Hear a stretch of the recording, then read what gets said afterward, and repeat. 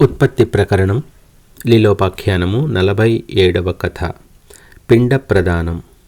శ్రీరాముడు: హే వశిష్ఠ మహర్షి, సర్వము సంస్కార బలంచేతనే ప్రాప్తిస్తున్నదని అంటున్నారు కదా.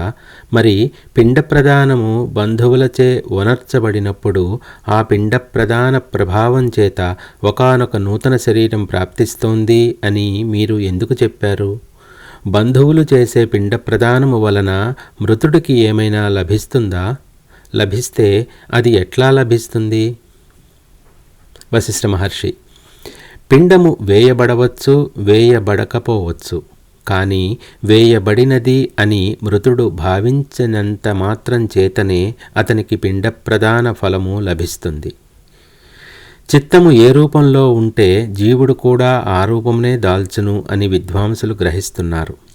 ఈ నియమము మృతుల పట్లనే కాదు, జీవితుల పట్ల కూడా వర్తిస్తుంది. పిండము పొందినవాడు పిండము పొందితిని అని భావించటం చేత అతనికి పిండ ఫలము దక్కుతున్నదని అనుకున్నాం కదా. అదేవిధంగా పిండము ప్రదానము చేయబడినవాడు నేను పిండము పొందలేదు అని భావిస్తే అతనికి ఆ ఫలము లభించటం లేదు. నేను చెప్పేది చమత్కారంగా ఉన్న మాట నిజమే, కానీ నేను చెప్పేదానికి దృష్టాంతము ఈ జగత్తులోని పదార్థములే. భావనా బలం చేతనే ఈ ఎదురుగా గల దృశ్యములోని పదార్థములు సత్యమైన విషయముల వలె అనుభవించబడుచున్నాయి. చూపు నుండే సౌందర్యము అనుభవించబడుచున్నది కదా. భావన నుండే పదార్థముల ఉనికికి సంబంధించిన అనుభవం ప్రాప్తిస్తోంది.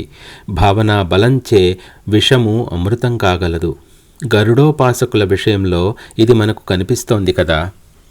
గరుడోపాసకులు అనగా నేను ఈ పేరుగల వ్యక్తి యొక్క శరీరమునందు పాము కాటుచే ప్రవేశించిన విషమును బయటకు తోలివేయుచున్నాను అని దూరముగా ఉన్న ఒకని శరీరము గురించి సంకల్పించినప్పుడు అది అట్లే సిద్ధిస్తూ ఉంటుంది. ఇది సంకల్పము యొక్క బలమునకు నిదర్శనం.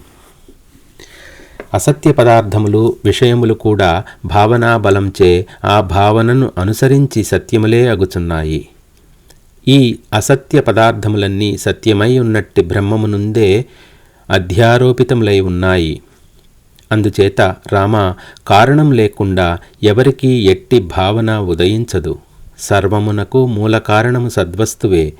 ఆత్మకు సంబంధించని విషయము గాని, ఆత్మయందు బీజత్వము లేనట్టి వ్యక్తికి గాని, ఆత్మకు బాహ్యమై ఉన్నట్టి ప్రవర్తన గాని, వ్యవహారములు గాని లేవు అనునట్టి సమాధానము అంతరంగమున పొందియుండుము. సర్వసమత్వ సాధనచే మాత్రమే ఆత్మ అనుభవమునకు రాగలదు. అట్టి బ్రహ్మమునకు వేరు కారణమంటూ లేదు, అనగా అది కారణరహితము. అది ఏ సర్వమునకు కారణము, స్థానము, ప్రేరణము కూడా. ఈ జగత్తు విషయానికి వస్తే ఇక్కడ మహాప్రళయము అను స్థితి వరకు ఏ ఒక్క కార్యమునకైనా కారణము ఉండియే తీరుతుంది.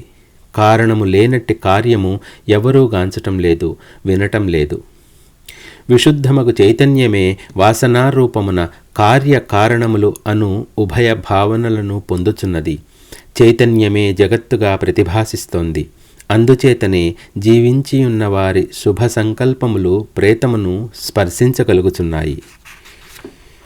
శ్రీరాముడు: ఒకానొక జీవుడు ఈ విధంగా తలిచాడనుకోండి, నాకు పిండ ప్రదానాదులు చేసేవారు లేరు.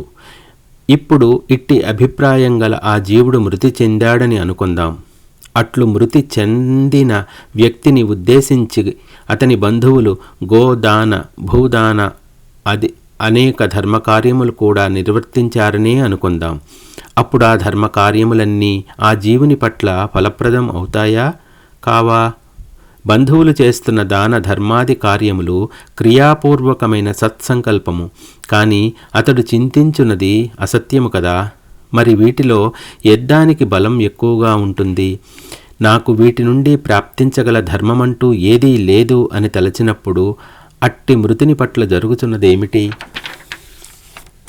వశిష్ఠ మహర్షి: మరణించిన వాని బంధువులు ధర్మవాసనతో కూడుకున్నవారై శాస్త్రములచే విధించబడిన ద్రవ్య, క్రియ, మంత్ర, స్థల, కాలముల నియమమును అనుసరించి చేస్తున్నారు కదా. కాబట్టి శాస్త్రములచే చెప్పబడిన విధంగా శ్రాద్ధాదులు, దాన ధర్మాదులు ఆ ప్రేతమునకు శుభమే కలుగజేస్తాయి.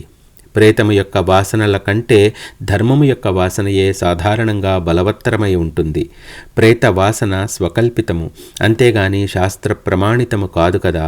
కనుక ప్రేతమును ఉద్దేశించి చేసిన సశాస్త్రీయములైన దాన ధర్మాదులు ఆ ప్రేతమునకు సుఖశాంతులనే కలుగజేస్తాయి.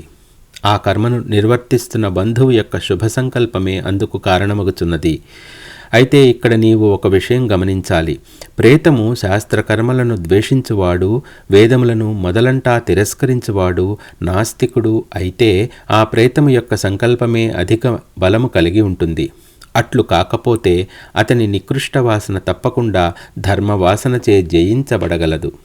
ఈ విధంగా బంధువుల శాస్త్రీయమైన సంకల్ప బలం, మృతిని అభిప్రాయ బలం, ఈ రెండింటిలో ఏది అధిక బలము కలిగినదైతే అయ్యదియే రెండవ దానిని జయించి వేస్తోంది. అందుచేత మిక్కిలి ప్రయత్నములచే శుభకర్మలను దాన ధర్మములను నిర్వర్తించటం, ఈ ప్రేతమునకు శుభమగుగాక శాంతమగుగాక అని సంకల్పించటం ఉచితమే అని మా అభిప్రాయం. ప్రేతమును దృష్టిలో పెట్టుకొని శుభకర్మలు శుభ సంకల్పములచే నిర్వర్తించబడుగాక.